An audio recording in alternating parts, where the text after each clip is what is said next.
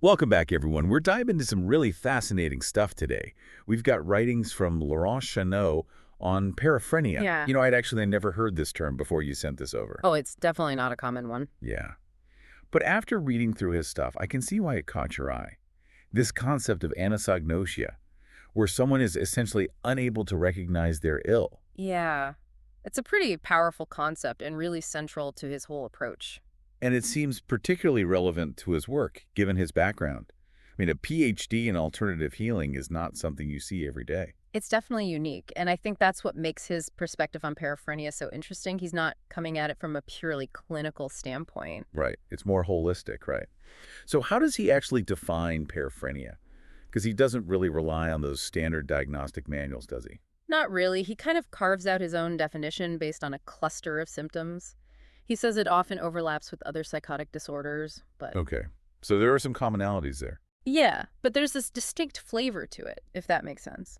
One of the key things he points out is the presence of particularly strong delusions. Delusions, got it. And these aren't just, passing thoughts.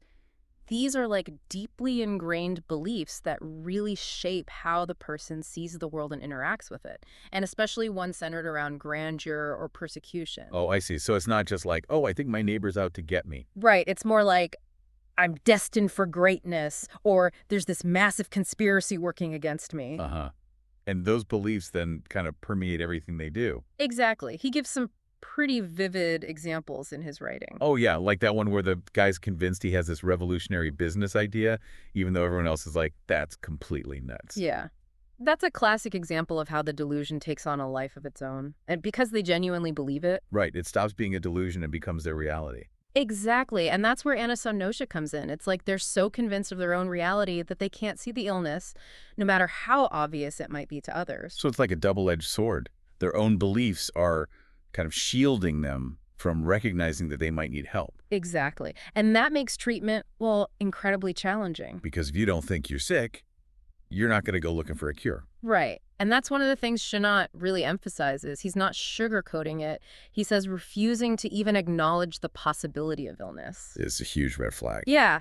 Like it's the first domino in a whole chain of potential consequences. So how do you even begin to address that? I mean, where do you even start if someone's so deeply entrenched in their own reality? Well, that's where his protocol comes in. He lays out these 5 action steps for dealing with suspected paraphrenia. Okay, let's hear it.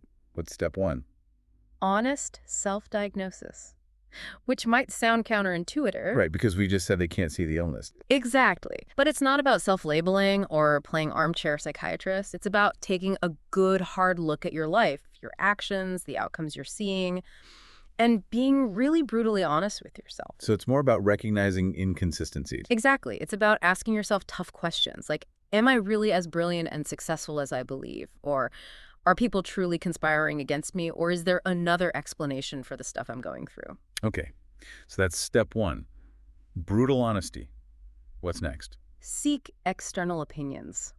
And not just from anyone. Who should you be talking to? Trusted individuals, but crucially, people outside your immediate circle. Oh, I see. So not your, like, inner circle of enablers, so to speak. Right, because those closest to us, they might be unintentionally enabling the delusions or caught up in that distorted reality themselves. So you need that outside perspective, Yeah. someone who's a little more removed. Exactly. Someone who can offer a fresh viewpoint. It could be a friend, a mentor, a therapist, even a support group. Okay, that makes sense. But I imagine that conversation can be pretty tough to have. Oh, absolutely. Chenot actually calls it an act of selfless love, which I think is a really nice way to frame it. Because you're kind of risking that relationship, right, to potentially help them. Right. You're willing to speak the truth, even if it's uncomfortable or could cause some friction. Wow. Okay, so we've got self-diagnosis, external opinions. What's step 3? This one's crucial. Consult a psychiatrist and be totally transparent with them. Like, lay it all out there. Yes. Specifically mention paraphrenia. That way they can approach the evaluation with that in mind. Right, because otherwise they might miss it. Exactly. The goal is to get the best possible help, and that starts with open communication. Okay, what's step 4? Follow the professional's recommendations, whatever they might be. So if they say medication, therapy, lifestyle changes, You do it. you trust the expert. Exactly. And you commit to the process. Because recovery, it's a journey, not a destination. It's not going to happen overnight. Right. There'll be ups and downs, setbacks, breakthroughs. But that commitment, it's key. Okay, and I'm guessing step 5 is all about building that support system. You got it. Find those understanding individuals who can offer genuine support throughout the journey. Friends, families, support groups, Yeah, all of the above. The key is surrounding yourself with people who get it, who won't judge. who can provide that safe space. Yeah, exactly. Okay, so we've got Chenot's 5 steps: self-diagnosis, external opinions, psychiatrist, treatment recommendations, and support. That's a pretty solid framework. It really is. Yeah. And he stresses that taking these steps, even if they're hard, it can be life-changing. It's about taking control, right? Exactly. Empowering yourself and taking charge of your mental well-being. Okay, so we've laid the foundation. But now I want to get into the nitty-gritty. What happens if you don't address this? Because Chenot is pretty blunt about the potential consequences, isn't he? Oh, he is. He doesn't sugarcoat it at all. Refusing treatment, it can have some seriously negative consequences for your physical health, your mental health. And ultimately your quality of life. Yeah. He paints a pretty stark picture of what can happen if this is left unchecked. Well, let's unpack those consequences in part 2 of our deep dive. So he says if you just ignore it, those symptoms, they can actually get worse. So it's not like it's just going to go away on its own? Nope, not at all. Those delusions, hallucinations, they can become even stronger, even more convincing. Oh, wow. So it's almost like a self-fulfilling prophecy then. Right. The illness feeds on itself, and that's where things can get really dangerous. Well, he does mention how this can lead to increased social isolation. Yeah. It makes sense, right? The person's behavior, it can get more and more erratic. They're withdrawing into their own world. Pushing everyone away. Even the people who care the most. It's like they're trapped in this feedback loop. And that isolation just feeds the illness even more. Exactly. It becomes this vicious cycle. And then on top of that, he talks about the potential for impulsive behaviors. Oh, yeah. He gives some pretty scary examples. Because those delusions, they're not just theoretical, right? Hey. They can drive real-world actions. He talks about people draining their bank accounts, chasing some grandiose business scheme. Or getting into legal trouble because they genuinely believe they're being persecuted. It's not just happening in their head, it's spilling out into their lives. And it has consequences, not just for them, but for everyone around them. It's heartbreaking, really, and he really hones in on those financial risks, you know. It makes you wonder, like, how many failed startups were actually driven by something like this? That's a good question. He definitely makes you think, that's for sure. But it brings up another point, like, what happens when someone's so deep in it that they can't or won't seek help? Yeah, that's the million-dollar question. Yeah. Because Chenot's all about personal responsibility. But what if someone's not capable of making those choices for themselves? That's where things get really tricky. He doesn't pretend to have all the answers, but he does acknowledge that in extreme cases. Like if someone's a danger to themselves or others. Yeah.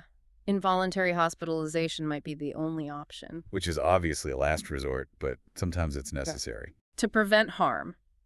It's a tough call, but sometimes it's the only way. It's a tricky balance, respecting their autonomy while also keeping everyone safe. Exactly. But I wanted to circle back to something we touched on earlier, his background in alternative healing. Yeah, I was curious about that too. Does he recommend any specific alternative therapies for paraphrenia? Not really, at least not directly. He doesn't go into specifics. You can kind of see that influence, right? Definitely. He's always emphasizing that mind-body-spirit connection. Holistic approach. Right. He's big on self-awareness, emotional regulation, connecting with your inner wisdom. Things that might not directly treat paraphrenia, but could help with overall well-being. Exactly. It's about supporting the whole person, not just targeting the symptoms, which I think aligns with his emphasis on personal responsibility. Taking an active role in your own healing. Yeah. But you know, this all gets really personal for him when he talks about his experience with Christina Balan, Oh yeah, that was a fascinating read. a former partner who he believes exhibited signs of paraphrenia. And he shares some pretty intimate details about their relationship. It's a sensitive topic for sure. And we have to remember, we're only getting his side of the story. We don't know what she would say. Right. But even so, it gives us a really valuable glimpse into how these dynamics can play out in a real relationship. When one person might be struggling with anosognosia. Exactly. And it's a powerful example of the challenges of communication and understanding when that's happening. Well, let's delve into those complexities when we continue our deep dive in part 3. So Chenot, he talks about this document called Engagement de soins pour Christina Balan, Oh, yeah. which I looked it up. It means commitment to care.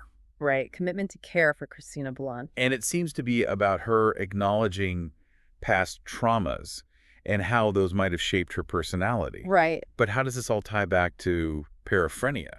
Well, he kind of implies that her behavior, especially this accusation she made towards him, Yeah, he mentions that. stemmed from paraphrenia, like she was insulting his spiritual practices. Oh, he talks about how she was saying he was manipulating people. Yeah, accusing him of all sorts of things, which he, of course, denies. Like this clash of realities. Yeah, exactly. Where he sees it as delusional. But she might have genuinely believed it. Right. And that's the tricky thing about anosognosia, It's not just a concept, it's playing out in real relationships. Yeah, and it can be really messy and painful. It really highlights those challenges of communication. When one person doesn't recognize their own illness. And, for anyone who's been in a situation like that, It's emotionally draining. it makes you realize how important boundaries are. Self-preservation. You want to help, but you can't get sucked into that world. You can't force someone to see what they don't want to see. It's a tough lesson to learn. It is. But I think Chenot sharing this personal experience, Yeah, even though it's brief, it's powerful. it shows how this stuff actually plays out in real life. Because these aren't just abstract concepts, There are real people going through this. struggling with these challenges. And their loved ones, too. It's easy to forget that sometimes. Yeah, you get caught up in the diagnosis, the symptoms. But there's a human being at the heart of it all. And I think that's something Chenot never loses sight of. Even with Christina, he doesn't demonize her. No, he expresses sadness, concern. He still cares about her well-being. Despite the hurt she caused him, it speaks volumes about his character. It's a good reminder for all of us, I think, Even when it's hard. to hold on to that empathy, that understanding. A person is not the illness. They're still the person you care about, even if their behavior is tough to deal with. Well said. And I think it circles back to that holistic approach he's always talking about. Yeah, it's not just about treating symptoms. It's about seeing the whole person. Mind, body, spirit. That interconnectedness. And maybe that's the biggest takeaway from our deep dive into Sean's work. Understanding the human element. The individual stories, the experiences. That shape how we see these conditions. It's been a fascinating journey. It has. If this has piqued your interest, I definitely recommend checking out more of his writings. There's a lot to unpack there. And, maybe these insights will help you understand someone in your own life. Or just broaden your perspective on the human experience. Exactly. Because knowledge is power, right? It is.